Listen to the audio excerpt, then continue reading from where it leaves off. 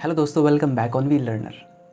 हम बात कर रहे थे रॉबर्ट कियोसाकी के कोटेशंस की, और आगे इस 14th एपिसोड में हम उनके आगे के जो कोटेशंस बचे हुए हैं उनके बारे में आज हम डिस्कस करेंगे, बात करेंगे और समझने की कोशिश करेंगे कि क्या उनसे हम इंटरेस्टिंग आइडियाज़ को पिकअप करके अपनी लाइफ में इम्प्लीमेंट कर सकते हैं जल्दी से जल्दी। तो आगे बोलते हैं Kiyosaki, sometimes you win sometimes you learn. ये बहुत ही इंटरेस्टिंग लाइन है हम सब के लिए, और स्पेशली यूथ के लिए, यानी कि जो यंग जनरेशन है उनके लिए। कियोसाकी का मैसेज बहुत ही कमाल का है कि sometimes you win sometimes you learn. कि जितने भी सक्सेसफुल लोग हुए हैं पास्ट में, या जो अभी हैं और जो होने वाले हैं फ्यूचर में, उन सब में कॉमनैलिटी क्या है, यानी कि उन सब में कॉमन क्या है कि कियोसाकी हमको ये बोल रहे हैं कि या तो आप जीतोगे या तो आप सीखोगे, हारने का कोई ऑप्शन नहीं है। Failure is not the option, यानी कि हारने की कोई वो ही नहीं बनता, कोई सिचुएशन ही नहीं बनती, क्योंकि जहाँ आप हारते हो वहाँ पर सीखने की अपॉर्चुनिटी होती है। कि जो भी काम हम करते हैं तो यही सोच के करते हैं कि जो हम उस काम को कर रहे हैं उसको पूरी परफेक्शनिज्म के साथ करें, और उस काम को करने के बाद उससे जो हम चाहते हैं, यानी कि जो रिज़ल्ट हम चाहते हैं वो रिज़ल्ट प्रोड्यूस हो पाए। अगर वो रिज़ल्ट प्रोड्यूस हो पाता है तो हम बोलते हैं कि हम इस काम में सक्सेसफुल हो गए। अगर वो रिज़ल्ट प्रोड्यूस नहीं हो पाता है तो हम बोलते हैं कि हम इस काम में फ़ेल हो गए हैं। लेकिन the question is what is failure, यानी कि फेलियर होता क्या है। हमने जो कोई काम करा, उस काम को हम पूरी तरह से हमने कर दिया, और उस काम को करने के बाद जो रिज़ल्ट हम चाहते हैं वो प्रोड्यूस हो जाए, तो यानी कि वो हमारे लिए सक्सेस है। लेकिन दूसरी तरफ अगर कोई काम हम करते हैं और उस काम को करने के बाद हम उसमें रिज़ल्ट प्रोड्यूस नहीं कर पाते हैं, यानी कि वो आउटकम प्रोड्यूस नहीं कर पाते हैं जो आउटकम हम एक्सपेक्ट कर रहे थे कि आउटकम आएगा, तो हम बोलते हैं कि हम इस काम में फ़ेल हो गए हैं। लेकिन देखा जाए तो सक्सेस और फेलियर इससे डिफाइन नहीं होता है कि रिजल्ट आया या नहीं आया। जिस काम को करने की आपने सोची है अपने माइंड में और उस काम को आप कर जाओ प्रैक्टिकली, तो इसका मतलब हुआ कि आप सक्सेसफुल हो, अगर आपने अपना पूरा 100% उस काम को दे दिया है। अब हो सकता है कि रिज़ल्ट आए, हो सकता है नहीं आए, क्योंकि रिज़ल्ट हमारे हाथ में है ही नहीं। वो बहुत सारे फैक्टर्स पर डिपेंड करता है, सिर्फ हमारे एक्शन पर डिपेंड नहीं करता है। हाँ, ये बात अलग है कि आप एक्शन ही ना लो तो रिज़ल्ट तो 100% ही नहीं आएगा। हाँ, पर अगर आपने एक्शन ले लिया, पूरी तरह से अपना 100% दे दिया, उसके बाद प्रोबेबिलिटी बढ़ जाती है कि जो आउटकम है वो आएगा। उसकी जो प्रोबेबिलिटी है, जो चांसेस है, वो बढ़ जाते हैं। लेकिन हमको अपनी सक्सेस को डिफ़ाइन करना होगा अपने एक्शन से, ना कि अपने रिज़ल्ट से। क्योंकि हो सकता है, फॉर एग्ज़ाम्पल, कोई स्टूडेंट है, वो अभी कॉम्पिटिटिव एग्ज़ाम की तैयारी कर रहा है, लेकिन जो कॉम्पिटिटिव एग्ज़ाम है वो बहुत ही टफ़ है, बहुत ही कंपटीशन है उसमें, इसलिए कॉम्पिटिटिव एग्ज़ाम है। यानी कि प्रोबेबिलिटी वहाँ पे बहुत कम है, 10% 20% लेकर के पकड़ के चलते हैं, तो 10-20% वहाँ पर इस चीज़ की प्रोबेबिलिटी है कि जो आउटपुट हम या जो रिज़ल्ट हम प्रोड्यूस करना चाहते हैं वो प्रोड्यूस हो पाएगा। लेकिन जो स्टूडेंट है, अगर वो अपना एफ़र्ट पूरा डाल रहा है, यानी कि स्टडी पूरी तरह से कर रहा है, अपना 100% दे रहा है, अपने टाइम को वेस्ट नहीं कर रहा है, पूरी तरह से यूटिलाइज़ कर रहा है और अच्छी तरह से समझ रहा है कि जो भी टॉपिक मुझको कवर करने होंगे इस कॉम्पिटिटिव एग्ज़ाम के लिए, वो पूरी तरह से उसको कर रहा है, क्या फिर भी वो एक्शन पूरा ले ले, सब कुछ अच्छी तरह से करे, क्या फिर भी 100% चांस है कि वो जो आउटकम है, जो वो रिज़ल्ट है, प्रोड्यूस कर पाएगा? नहीं है, वो चांस 100% नहीं है। तो यही यहाँ पर समझने वाला पॉइंट है कि सक्सेस यानी कि क्या, कभी हम जीत जाते हैं, कभी हम सीखते हैं, लेकिन हारते नहीं हैं। अपने फेलियर से सीखने का मतलब क्या है कि हो सकता है जो गोल आपने सेट किया है, जो टारगेट आपने सेट किया है, उस टारगेट तक पहुंचने के लिए जो रूट है, जो रास्ता है, हो सकता है उस रास्ते पर ठीक से चले ही ना हो, इस वजह से आप फेल हो गए हों।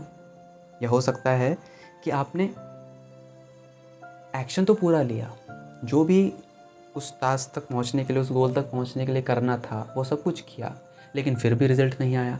और रिज़ल्ट नहीं आया तो हमारे माइंड में ये बैठा हुआ है कि रिज़ल्ट नहीं आने का मतलब क्या है कि हम फेल हो गए। लेकिन हो सकता है कि अगर आपने अपना 100% दिया, तो नेक्स्ट चांस क्या है कि अगर आप दोबारा से उस चीज़ के लिए प्रिपेयर करो, दोबारा से उस चीज़ के लिए ट्राई करो, तो आप वही पर्सन नहीं हो जिसने पहली बार ट्राई किया था, आप सेकंड बार ट्राई कर रहे हो, यानी कि आप पहले से बेटर हुए हो, फिर तीसरी बार और बेटर, फिर चौथी बार और बेटर, और इस तरह से बेटर होते चले जा रहे हो। लेकिन आप इंटरनली बेटर हो रहे हो, लेकिन जो बाहर का जो कंपटीशन है, हो सकता है कि आप कितनी बेटर हो जाओ, लेकिन सीट तो लिमिटेड है ना, मेरिट तो लगेगी ना।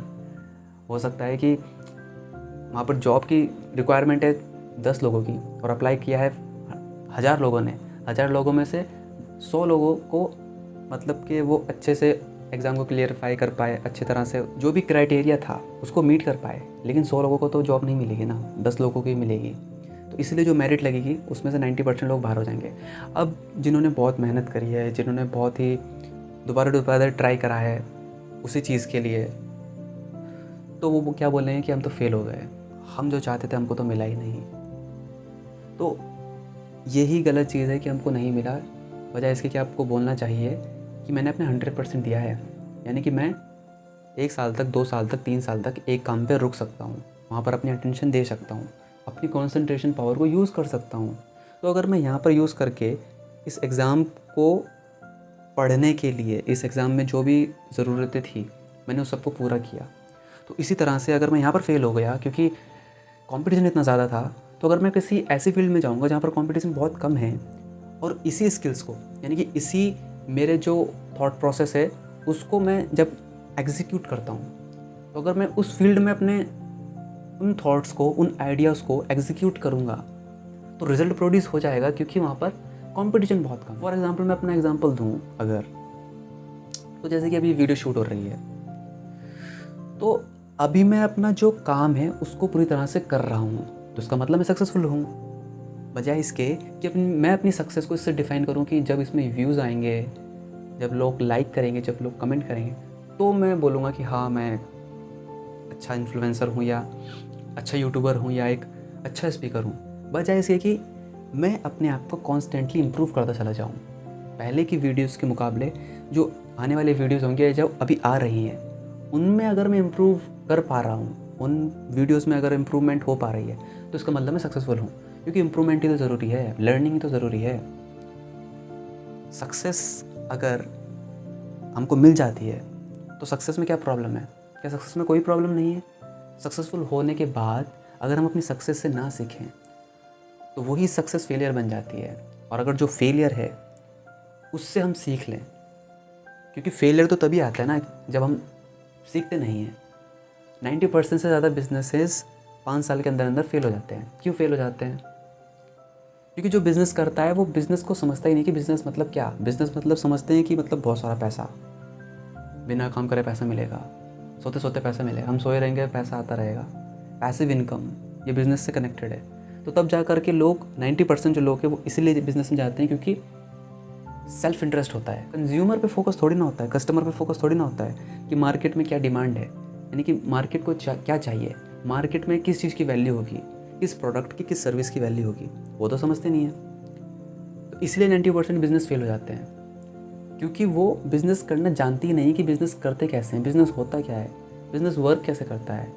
तो ये सब जानने के लिए कौन परेशानी उठाए, सीधा घुस जाओ समुद्र के अंदर और डूब के देखो आराम से कि कैसा मज़ा आ रहा है। तो ये हरकतें हम करते हैं बजाय इसके कि सीखने के। अगर हम सीखें कि बिज़नेस क्या है, बिज़नेस काम कैसे करता है, कंज्यूमर को सेटिस्फाइड कैसे करें, कस्टमर को गुड प्रोडक्ट कैसे प्रोवाइड करें, कस्टमर के बारे में सोचें। तो जितना हम कस्टमर के बारे में सोचेंगे, जितना हम कंज्यूमर के बारे में सोचेंगे, उतना ज़्यादा हमारा जो बिज़नेस है, यानी कि जो भी हम बिज़नेस करेंगे उसमें सक्सेसफुल होने की प्रोबेबिलिटी ऑलमोस्ट बहुत ज़्यादा बढ़ जाती है। तो इसी तरह से बिज़नेस को समझना मतलब क्या है? सीखना। अगर 90% बिजनेसेस 5 साल के अंदर अंदर फेल हो जाते हैं तो फेलियर का कारण क्या है? लर्निंग की अपॉर्चुनिटी नहीं होती, यानी कि सीखते नहीं हैं, बिना सीखे ही जंप मारते हैं मनी में, क्योंकि मनी तब तक नहीं मिल सकती जब तक कि लर्निंग ना हो। और लर्निंग का मतलब क्या है कि जितनी आपकी लर्निंग होगी उतनी आप सक्सेसफुल होंगे। और सक्सेसफुल होने के बाद अगर आप सक्सेस से नहीं सीखते हो तो वही सक्सेस फेलियर बन जाएगी। होता नहीं है ऐसा कि बहुत से लोग तो ऐसे जाते हैं, चढ़ते जाते हैं और फिर एकदम से नीचे आते हैं, और एक बार अगर नीचे आते हैं तो फिर दोबारा उठ ही नहीं पाते हैं।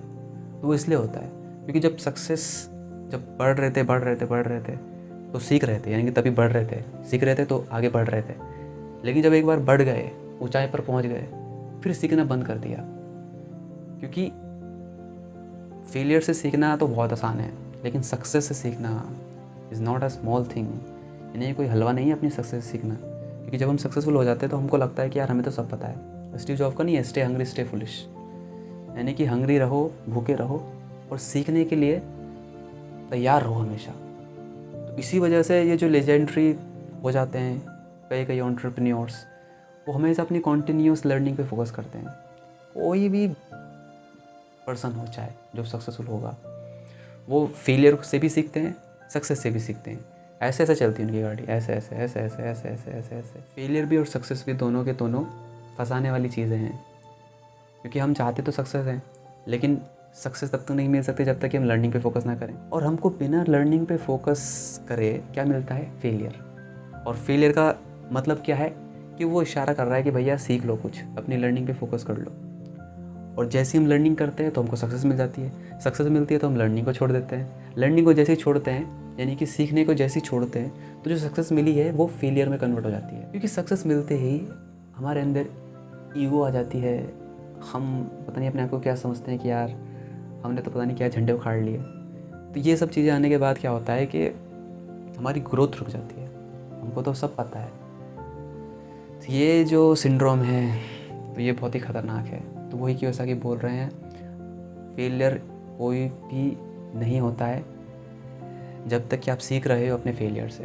तो फेलियर क्या है, देखो उसको लर्निंग अपॉर्चुनिटी की तरह। कोई भी काम जब हम करते हैं तो वो गलत हो जाता है, इस गलत होने की वजह से ही हमको फेलियर मिलता है।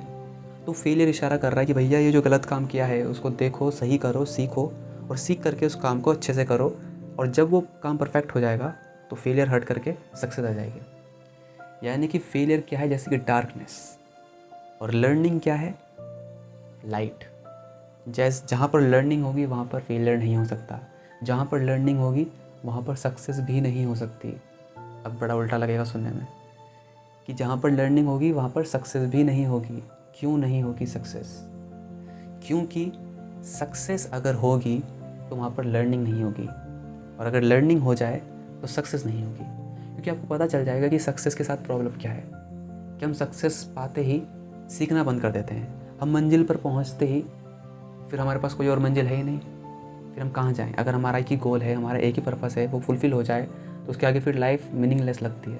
तो वो मीनिंगलेस ना लगे, इसलिए सबसे ज़्यादा ज़रूरी क्या है हमारे लिए कि हम सिर्फ लर्निंग पे फोकस करें, सिर्फ सीखते रहें, सिर्फ ग्रो करते रहें, सिर्फ प्रोग्रेसिव माइंडसेट हमारा रहे, ना कि सक्सेसफुल होने का कीड़ा जो है वो हमारे अंदर पनपता रहे। इसके बजाय हम कॉन्टीन्यूसली इम्प्रूवमेंट, अपनी जो साइकिल है उसको बढ़ाते चले जाएं और आगे बढ़ते चले जाएं। अगला कोटेशन है, you get one life, live it in a way that it inspires someone. यानी कि हम सबको एक ही लाइफ मिली है और इस लाइफ को इस तरह जीना चाहिए हमको कि ये किसी को इंस्पायर कर सके। यानी कि हमको एक लाइफ मिली है, यानी कि टाइम लिमिटेड है, बहुत टाइम नहीं है हमारे पास, 40-50 साल है ज़्यादा से ज़्यादा। जिस तरह से पोल्यूशन बढ़ता चला जा रहा है तो शायद घट जाए वो और ज़्यादा। तो ऑन एन एवरेज पकड़ के चलते हैं 40-50 साल है हमारे पास अगर, यानी कि टाइम लिमिटेड है हमारे पास। लेकिन हम जो हमारी हरकतें हैं, जो हमारे एक्शन हैं, जो अभी हम काम करते हैं, वो उसको देख कर कैसा लगता है कि जैसे हमारे पास टाइम पता नहीं कितना होगा। जो हमारी प्रोक्रेस्टिनेशन की आदत है, कल कर लेंगे ना, फिर परसों कर लेंगे, टाइम बहुत है पड़ा हुआ, जब टाइम बिल्कुल एंड में आ जाएगा तब करेंगे इस काम को। तो ये हमारी हरकतें हैं। तो इससे देख कर कैसा लगता है जैसे पता नहीं हमारे पास टाइम कितना अनलिमिटेड होगा। और हर सक्सेसफुल पीपल टाइम की कीमत समझता है कि टाइम कितना वैल्यूएबल है। स्टीव जॉब्स भी यही बोलते हैं, योर टाइम इज़ लिमिटेड, यानी कि तुम्हारा टाइम लिमिटेड है, इसको दूसरों की ज़िंदगी, दूसरों की थॉट प्रोसेस को दूसरों की थॉट प्रोसेस के हिसाब से मत जियो। ये आपकी लाइफ है, एक ही बार मिली है, तो उस काम को करो जो आपके अंदर है कि यार ये काम मैं करना चाहता हूँ, ये काम या ये पैशन मेरा है, तो उसी की तरफ आपको जाना चाहिए। और अगर हम किसी काम को पैशनेट हैं, किसी काम को लेकर के, तो उसी से हम किसी को इंस्पायर कर सकते हैं।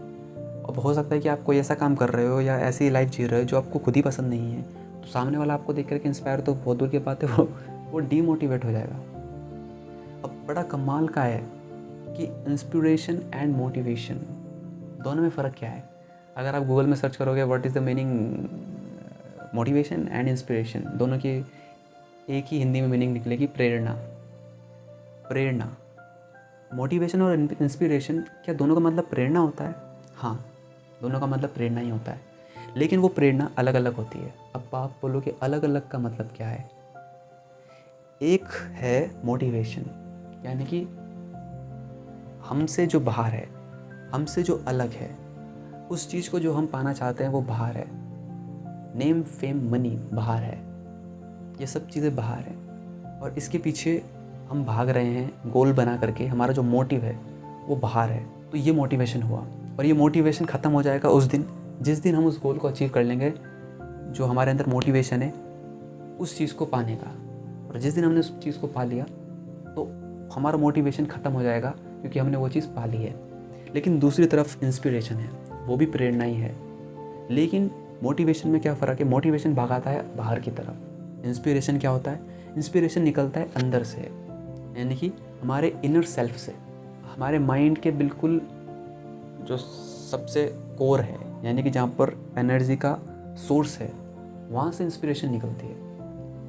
हम फिर जो भी वर्क करते हैं वो इसलिए नहीं करते कि हमें कुछ पाना है, बल्कि हम इसलिए करते हैं कि जो भी काम हम करें उसमें अपनी एनर्जी को एक्सप्रेस होने का मौका दें, अपनी एनर्जी से कुछ क्रिएट कर पाएँ, जो कि पूरी यूनिवर्स में हो रहा है क्रिएशन।